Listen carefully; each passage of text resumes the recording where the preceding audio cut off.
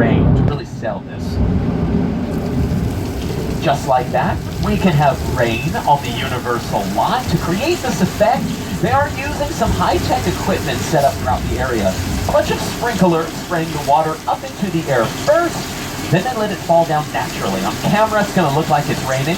There are some speakers for thunder sound effects and strobe lights for lightning. But with enough rain, if it rains hard enough, you can also get a flash flood. We want to show you that we can, of course, create that effect as well. A big old flash flood. So just check out on to the left-hand side.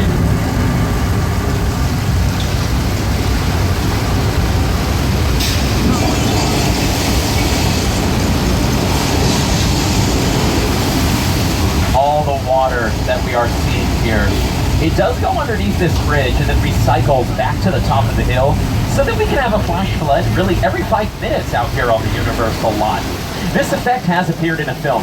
The movie is Big Fat Liar with Frankie Muniz, Amanda Bynes, and Paul Giamatti on our screens